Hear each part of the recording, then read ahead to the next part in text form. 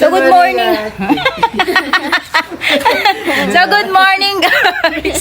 Gago ka Jeffoy ah.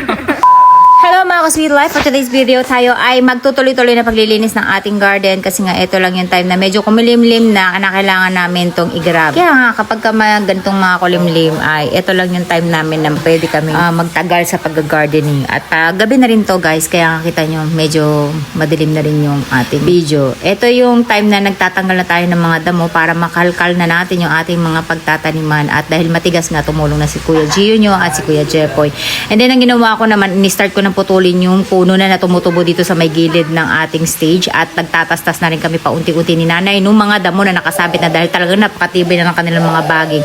At yung mga gamit ko dito guys, sobrang titigas ng ating damo ay hindi ko na magamit yung mga gunting, lahat mapurot, pati mga itak, lahat mapurot. So dito na lang ako nag-focus muna sa ating punlaan kung saan ay ginawa ko lang siya gamit yung ating hollow blocks at steel matting kasi kinakailangan natin maglagay ng mga punla. Kung makikita nyo, ayan, ang dami na nating ready to punla ng mga iba't ibang Japanese ano yan guys, mga buto natin. So para mabenta natin siya dito kasi para sure guys na yung mabibili nyo talaga ay buhay na, kaya ako na mismo yung nagtatanim. Yung iba gusto buto ang binibili pero ako gusto ko ay magtanim pa rin ako ng mga punla na kung gusto nyo purpose nyo siya mabibili, pero sure na buhay na yan guys. Meron tayong available na choco tomato, ito po yung dark red siya ang kulay niya, at cherry tomato din po yun, napakatamis po nun. At meron din po tayong yellow candy tomato, yes po, cherry din siya, variety din siya pero dilaw nga lang siya, sobrang tamis din yun guys. And then meron din tayong Cancun L size sweet tomato din po siya, at yung L size din natin ng sweet tomato fruit meron din po siya. At meron din tayong mga kalabasa, ampalaya, pipino, lahat po ng meron tayo sa Japan na tanim ay meron na rin po ko dito. At hindi nga lang pa tayo available kasi gusto ko pagka binenta ko siya ay stable na yung kanilang ugat at may mga dahon na sila naglalabasan. And then ito yung mga order natin na dumating from Shopee kung saan ay bumili tayo ng ating pangkulkul ng lupa, ayan, pang cultivator, pati yung actually pantabas yun ng damo. And then nag-order din tayo nito pantanggal ng ating mga sanga-sanga kasi parang hindi na tayo naglalagay rin ng manual, so di battery na lang yun at rechargeable siya. So ito yung binili natin ng mulch sheets para doon sa pagmamulch yung lupa natin, hindi na tayo tutubuan ng dapat, hindi tayo namumroblema. At ito naman yung ating plastic mulch film kung saan nagagamitin naman natin mismo doon sa ating mga taniman para hindi tumutubo yung mga damo at hindi sila maagawan ng nutrients. And then sa umaga ang ginagawa ko guys, tinatakpan ko na yung ating mga tray. Pagdating ng gabi binubuksan ko kasi yan para hindi sila mabulok yung mga buto natin at makasingaw sila at hindi amagi. Tapos ang ginagawa ko pag maaga ako nagising nag-start ng lola nyo magdilig. And then naisip ko guys, kailangan wag masyado nakadikit yung plastic kasi sobra talaga init ng temperature dito sa Pilipinas, kaya pagka nakadikit yung plastic natin mismo doon sa tray, possible na maging bulok yung ating mga buto kasi naluluto talaga sila sa init. So ang ginawa ng lola, dahil meron tayong steel matting, meron tayong hollow blocks, ayan, ginawa ko siyang patungan na muna ng steel matting natin at tinaas ko para makasingaw na maayos yung ating mga pananim. Tapos temporary ang ginamit ko na muna ng pangtakip sa kanila ay itong ating mulch film din na manipis, kaya lang temporary lang naman, kaya okay na yan. So good morning! So good morning guys! Nandito tayo ngayon kasi titingnan na natin yung ating mga pinunla. Kung matatandaan nyo, nagpunla tayo 3 days ago, 4 days ago. No po, ilang araw na yan? 4 days? 3 days. 3 days ago nagpunla tayo. So i-check natin kung mayroon na nag-sprout. Actually, yung mga butong tinatanim natin, hindi yan pare-pareho ng duration. Meron talagang mas mabilis mag-sprout, meron talagang matagal. Lalo na yung strawberry tsaka guys yung cherry. Matagal yan. Almost 1 month bago sila mag-sprout. So silipin natin ngayon with strawberry and isaa kung mayroon na tayong nakikitang umaangat. So ayan yung mga pamangkin ko, pinagdidilig ko sila. Binibigyan ko sila talaga ng trabaho every morning para makasanayan nila na naghahalaman. Yes. O, diba? Si strawberry pinagtatanim natin, si Kuya Isaac, ganun din, pinagagawa din natin siya ng lupa na pwedeng patanim. Tapos, ayan na guys yung mga ano natin, pananim natin. Ready to tanim na po yan, pero nag-a-accept po ako ng order. So kung matatandaan nyo guys, una nakalapag lang sila. Ngayon, dahil meron tayong hollow blocks tsaka steel matting, gumawa talaga ako ng punlaan dito. Kasi wala akong mabila ng tunnel dito. Usually sa Japan kasi may tunnel talaga na bibili na parang wire bamboo na pwede mong gawing tunnel and then babalutan mo nito. Kasi kahalagahan nito guys, alam niyo kung bakit meron ganito lola nyo? Kasi kailangan nakukulob yung moist para mas madali silang mag-sprout. Kapag naka-expose sila sa araw, madaling magdadry ang inyong mga seedling tray. Pag may plastic naman siya pero naka-flat mismo dun sa seedling tray niya, possible na magmamoist yun ng matindi at mainit na mainit. Possible naman na mabulok yung mga buto nyo. Kaya kinakailangan at least may space o mataas yung area na singawan ng hangin. And then every morning, ang ginagawa ko dito guys, ino-open ko siya. pinapalitan ko siya ng hangin. Yun yung kailangan natin para hindi mag-mold yung lupa natin. Kasi nagpo-produce ng matinding moist yan sa loob at yung buto natin possible na mabulok and then mag-kokos siya ng pag-mold. Kaya kailangan every morning ay papasingawin nyo siya. So, eto ngayon, sisilipin natin guys. Ayan, kung makita nyo, steel matting lang ginamit natin itong plastic. Nilagyan ko po siya ng tape every corner kasi matalim ang steel matting guys. Possible na mabuta siya sa sobrang tindi ng sikat ng araw at mahangin pag mahangin. So, ayan, every corner, meron siya dito, at sa center kung saan ay yung pinakadugtungan natin para makover natin even yung backside. Kailangan walang makapasok na hangin sa kanila. Tapos, ganon din sa harap, sinasarado natin siya. Ayan, kung makikita nyo, ginagawa natin, dididiinan natin. At sisilipin natin. Mag-start tayo guys dito. Jajan! So, eto guys, makikita nyo, may name tayo dyan. Onion Lick. So, wala pa tayo masyado nakikita dito sa area na to. Pero pagdating doon guys, meron na tayo nakikita. Ayan, nauna yung sa may dulo, no? Ito rin, onion leek din to. Ayan, meron na rin tayong nakikita nasa backside, guys. Nakikita nyo yan, oh. O, diba, may mga sumusulpot na.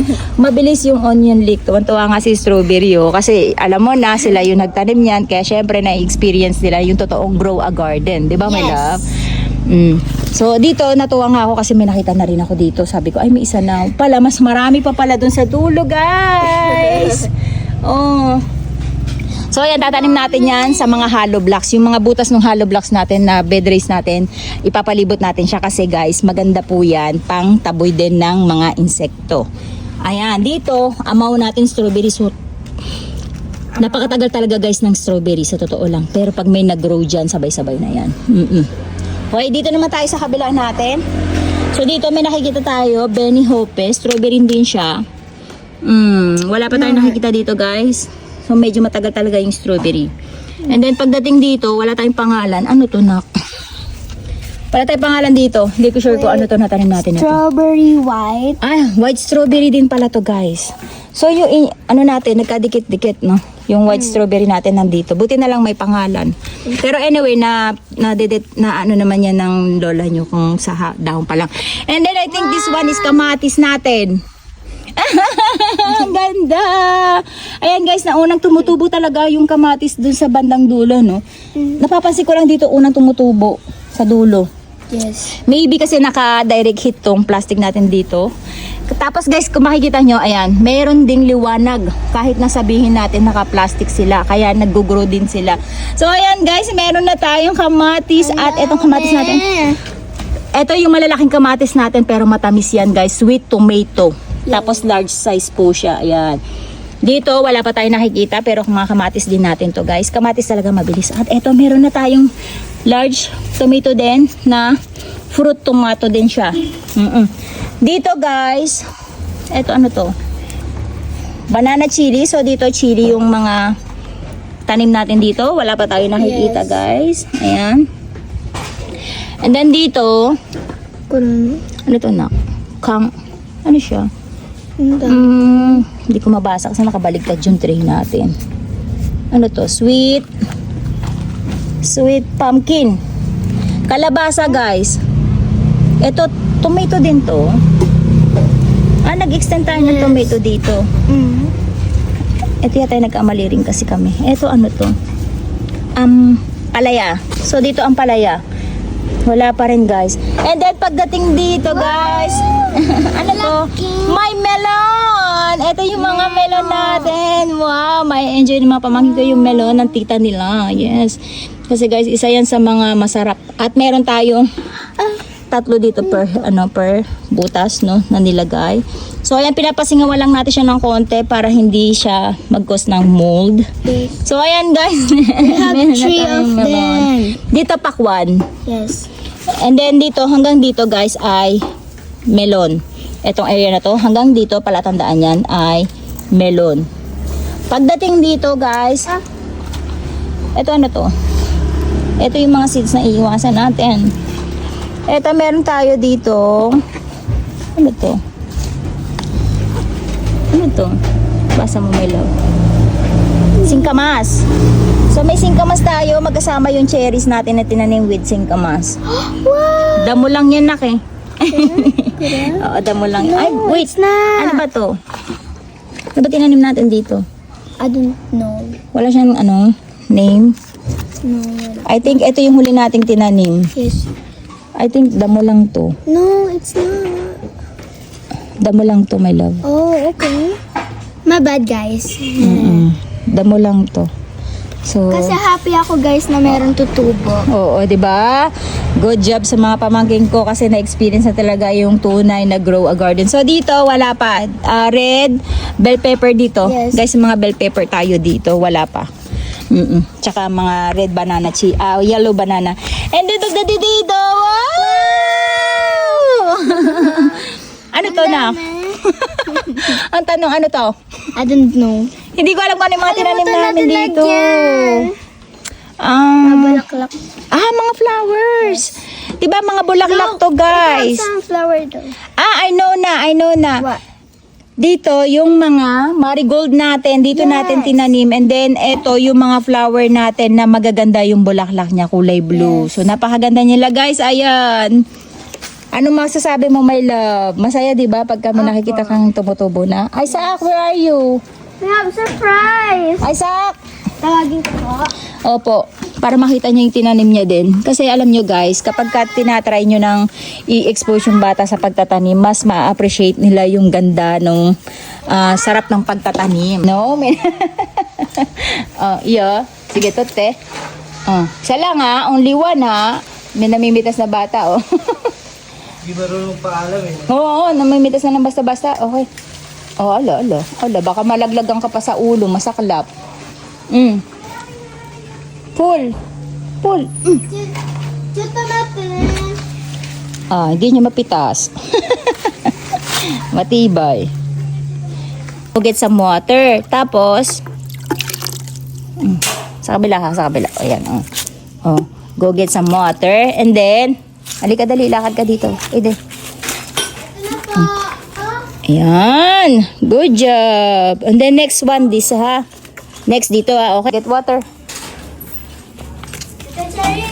Halika dali, my love. Dito, my love. Dito.